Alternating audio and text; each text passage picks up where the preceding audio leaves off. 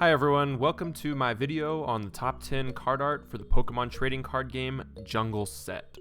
This is a series where I rank the best art across Pokemon cards for each set, and today we're focusing on the first expansion, Jungle.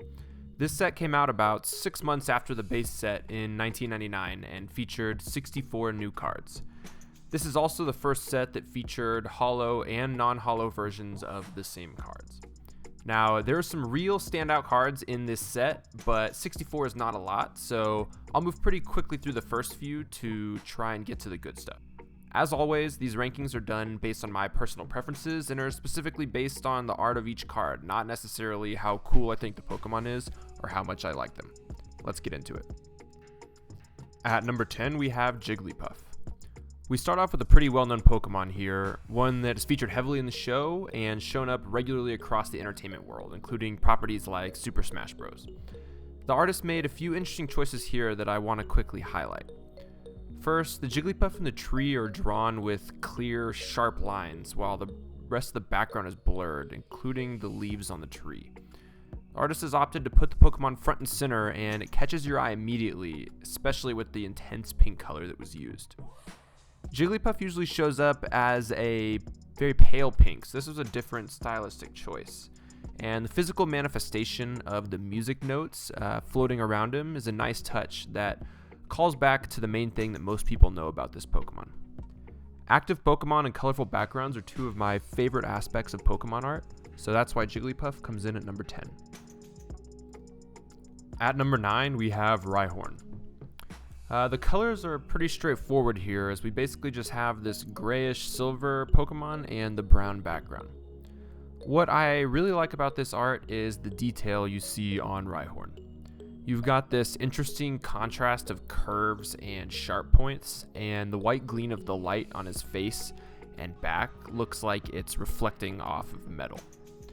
I appreciate the simplicity and the straightforward direction of this card and, how nice the Pokemon looks, and that's why I have it at number 9. At number 8, we have Sparrow.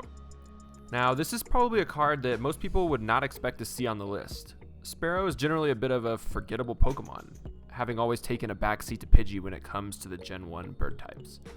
My favorite part about this card is the play on the early bird gets the worm concept. You can see the faint sun that has recently risen in the background, and the Sparrow's hyper-focused on this worm it's just caught underneath its talon.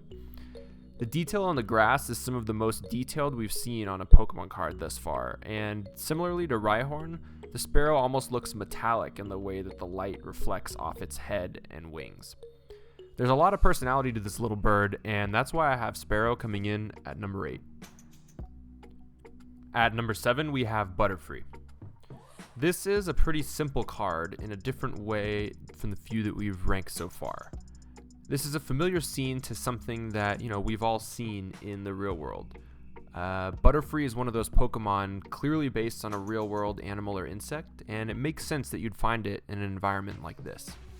The artist has created this really vibrant scene, and I like the focus and detail of the flowers up front in contrast with the blur of additional waves of flowers in the background.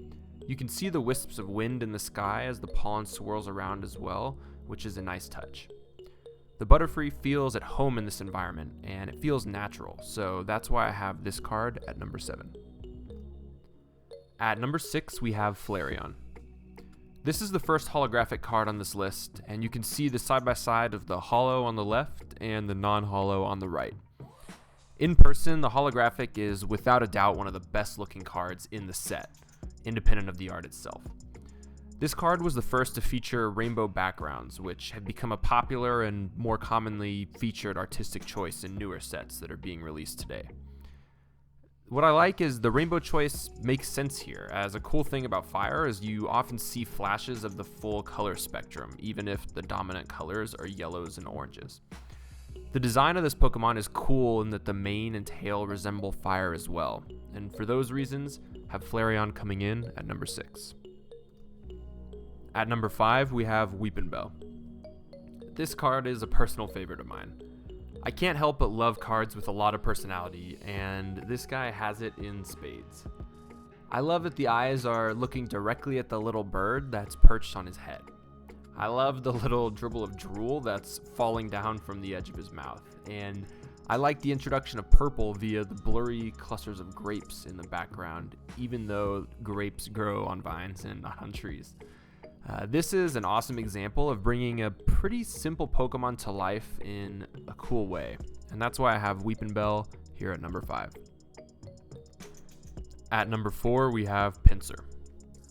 I had a little bit of trouble initially figuring out why I like this art more than the last couple cards. At the end of the day, I think it comes down to the nostalgic appeal, as this is one of the first cards I remember owning, as well as how great the colors look in person. The yellow, orange, and red in the background really pop on the holo version, and the horizontal streaks help to bring Pincer's exploding movement to life. It's as if he's bursting so quickly from this patch of grass that he's blurring the background behind him with his movement.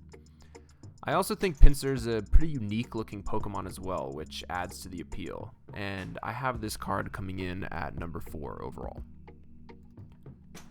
At number 3, we have Jolteon. It pains me a little bit not to have this as the number 1 overall, as Jolteon may be my favorite Pokemon of the almost 900 that exist today. The background is absolutely outstanding here. Usually you'll see a black background to highlight arcing lightning coming off a Pokemon, but the choice of using blue here gives this card so much more character. The perspective of Jolteon is really interesting. He's looking directly at the metaphorical camera, and you actually can't see much of his body behind this jagged lightning mane. I think this is one of the absolute must-haves for the early sets for any Pokemon collector, and that's why it comes in at number 3. At number 2, we have Cubone. Cubone is described as a lonely Pokemon because of its tendency to keep to itself due to the trauma caused by the death of its mother. Most Pokemon don't really have a backstory, so to speak, but this one does, which adds a lot of depth. Cubone is said to recognize its mother in the full moon, and will only evolve into a Marowak once it comes to term with its mother's death. This art beautifully captures that story, and especially the sorrow that this little guy is clearly feeling. You can see the tear welling in his eye as he stares into the night sky above. This is rare Pokemon art that can actually evoke meaningful emotion, especially for those that may have lost a loved one, and it's really a beautiful card, and I have it coming in at number 2 here. At number 1, we have Exeggutor. This art is absolutely awesome. Exeggutor is obviously modeled after a coconut-bearing palm tree, so it makes perfect sense that we'd find him in a tropical paradise. And this really does look like a paradise. The colors of the sunset are stunning, and you can even see the light in the colors reflecting and shimmering on the water. The Exeggutor is sitting on the sand, relaxing and enjoying life, just like we would be in this situation. Because this Pokemon is a bit goofy, I think this card is severely underrated. Even I don't remember taking in and appreciating the little detail, like the crab on the right, in a way that I'm doing now. Maybe it's the universal appeal of a beach vacation speaking to me, or my love for colorful landscapes, but I couldn't help but put this card at number 1.